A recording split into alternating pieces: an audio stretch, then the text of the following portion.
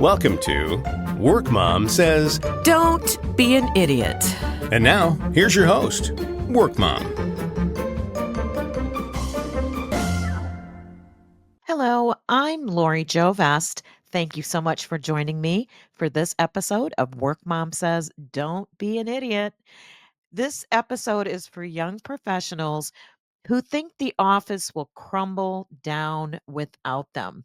We're calling it You're Not That Essential. Use your PTO. PTO stands for paid time off. And if you have it, you need to take it. And I'll tell you what I think is really funny. I need this reminder just as much. I was talking to my team about what the next episode should be about. And what came up was use your time off because my team that works for me at the digital ad agency that I run with my husband, they know how important I think it is for them to take their PTO. But when it came to me, when they brought that up, I actually said that would mean I'm a hypocrite because I don't take my time off. Now, my time off isn't paid as the owner. It's a whole different thing, going on here. But what I discovered is that my own fears of being, away from my desk or not, plugged into our company and what was happening and how I could contribute, I had a lot of fear around that. That what if something fell apart while I was gone? But the reality is it's really funny is that I could take a week off. And because we work at home and we weren't going anywhere, if I needed to step in and take care of something, it takes 5 minutes. It's not a big deal. So before recording this episode, I forced myself to take my 5 days off. I hadn't taken 5 days off in about 5 years. So, how did I do? I did okay. I worked probably most days for just a few minutes, checking in on emails, answering questions, making sure things were flowing like they should, right? I probably shouldn't have even done that, but baby steps, baby steps. And as the owner of a company, this is the first time I've ever owned a company. So I'm still learning. And I got through that 5 days and nothing fell apart. Nothing happened that was, a terrible mistake. Everything is fine. The clients are still happy. It's all good. So I am learning what I'm teaching. They say if you want to learn something, teach it, and you'll learn it that much more. So I guess what I'm saying is that if my company can survive without me for a week, and it could have, then your company can survive without you for a week or even two. I mean, sometimes 2 weeks is a really great extended time to refresh, decompress. When I used to work for other companies, I would say vacation's not a vacation until you forget that you work. And that could take a couple weeks. So if you've relaxed enough in another country or on a beach or, in the woods or, in, some wonderful place, um, try to get to the point where you forget that you work because that's when you know that you have actually decompressed and rested and become a human being again. Because a lot of us spend our time being human doings. Me in particular, I've always got to be doing something. And if I'm not doing something, sometimes I feel like I'm not a productive person.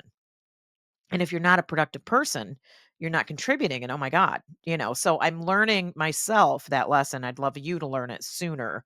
As most of my lessons, I prefer that you learn them sooner than I did so you can have more years of good professional living. So, anyway, PTO should be non-negotiable, and there's reasons for it. It's good for your health, it's good for your career, and it's really, really good for your creativity, which no matter what field you're in, one of the things you do when you're at work is you create whatever it is that you create, and your unique ideas and contributions will flow much easier when you are rested and refreshed. So remember that. That's really important. So why don't people take their time off? Um, lots of different reasons. Some of us are afraid if we take the time off, maybe we forgot to do something before we left. And if they can't reach us, things will fall apart. Um, People will think I'm lazy. My boss may think that I would rather hang out with my wife and my kids than, work, which is true. But a lot of us want our bosses to think, a certain thing about us and believe certain things. And we may feel that PTO puts some negative things on us. It doesn't. It really doesn't. If this is a toxic environment that you're in and toxic productivity and people working while they're on vacations is the norm, you may think about going to another company because your PTO should be important. We could learn a lot from the Europeans. We have a global client, and when they're on vacation, they are on vacation. In a lot of countries overseas, it is actually illegal for the employer to contact the employee on their time off or their vacation.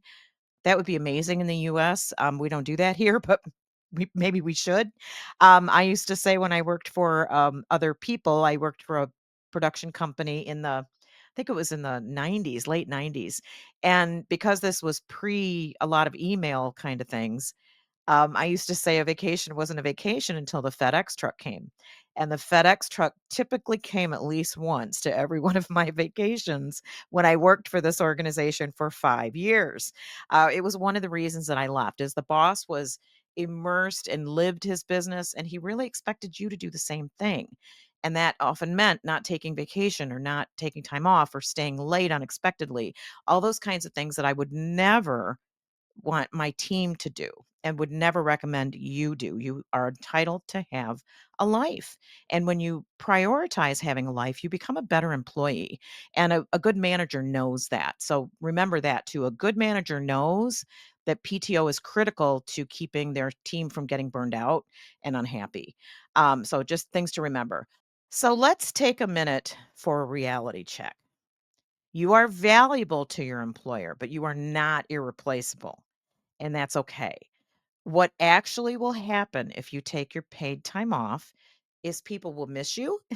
Absence makes the heart grow fonder. In a lot of cases, people will understand more clearly the part that you play at the office when you're not there. Systems will adapt. People will step in. People will find what they need to find. They'll get what they need to get. And better yet, you will gain perspective. You are not being you are not stealing time from your employer. You are taking something that has been given to you, which is compensation. Paid time off is compensation. And employers use it often to entice people. If you're at a place getting 2 weeks vacation, your new employer may say, "Hey, I'll give you 4 weeks," as a way of bringing you into the fold at the new company.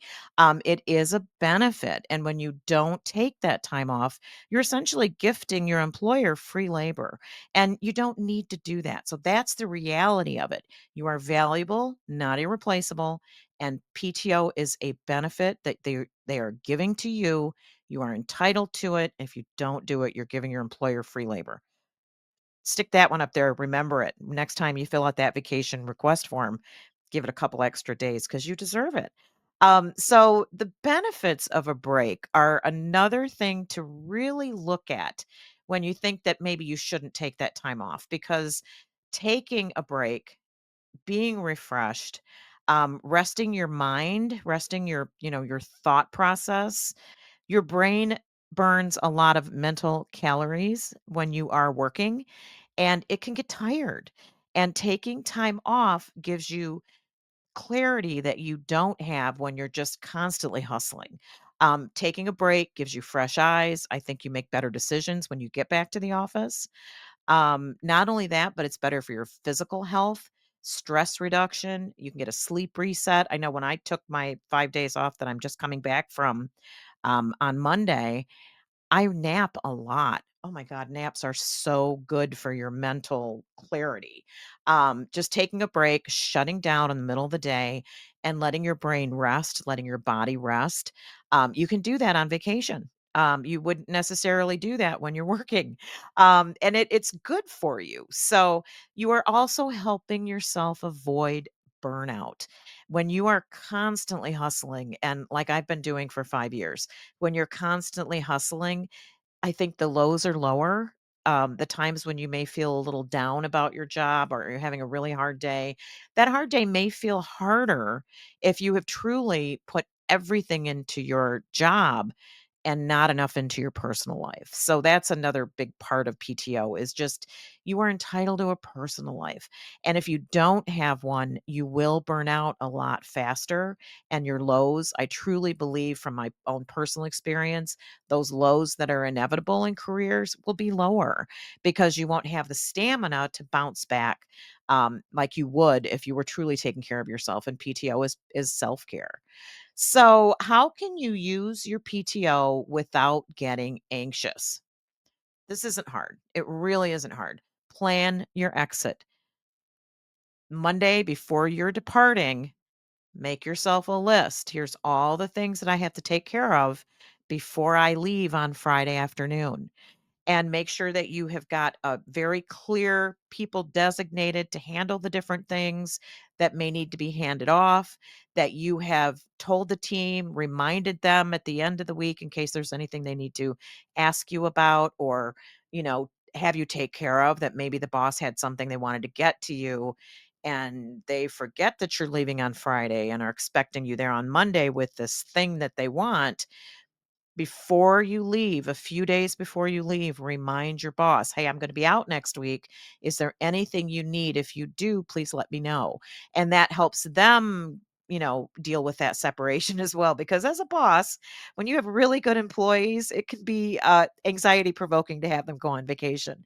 So prep everybody for your departure. Use that out of office time like a boss.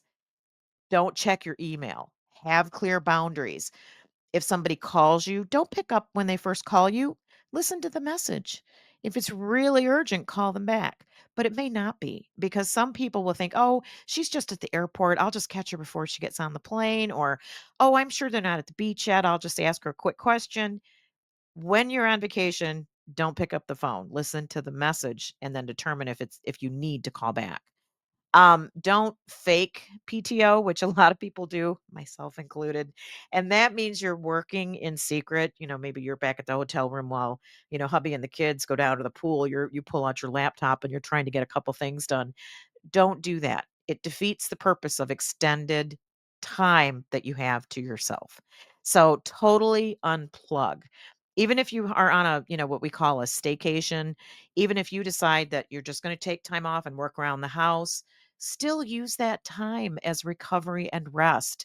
Sure, clean the basement, plant your garden, but take a nap, binge watch some really great TV, go to a park or take a hike or do something that you normally wouldn't do so that it truly is different than what you would do during, a regular work week. So anyway, that's what I've got for you today. So wrapping it up, taking your paid time off is not slacking. It's a strategic decision that helps you create a better future for yourself. I mean, seriously, if you don't take your vacation, you're going to get sick. You're risking getting sick. You're risking getting burned out, and you just aren't going to be as sharp as you would be if you did. So, not slacking, it's strategic. So my challenge is after you listen to this episode, go grab your calendar and take some time off, even if it's some 3-day weekends this summer. If it's a week off to go on vacation in November or even next year, schedule a trip to Europe, schedule a trip to somewhere you've always wanted to go. Pay for it in advance. And guess what? You have to go because you've already paid for it. So I'm challenging you to do that. Get that PTO on your calendar and make sure that you take that time, enjoy that time, and think about work mom if you think about checking your email or calling anybody. So, again, that's what I've got for you. Lori Joves signing off. Workmomsays.com is my website. There's a contact form there. I am also an open networker on LinkedIn. So feel free to connect with me on LinkedIn. Happy to take your suggestions for topics or guests, answer professional questions if you have a challenge, and maybe I can cover it in an episode. And I also have a book on Amazon. Work Mom Says, Don't Be an Idiot, 38 Lessons You Don't Want to Learn the Hard Way. Pick up a copy. There are 38 lessons that I learned the hard way that I hope you can avoid the trauma drama that I went through early in my career. So take care, and I'll see you soon. Thanks for listening to Work Mom Says. Don't be an idiot. For more information, you can email Workmom at LORI@workmomsays.com. That's Lori at workmomsays.com. And remember, Don't be an idiot.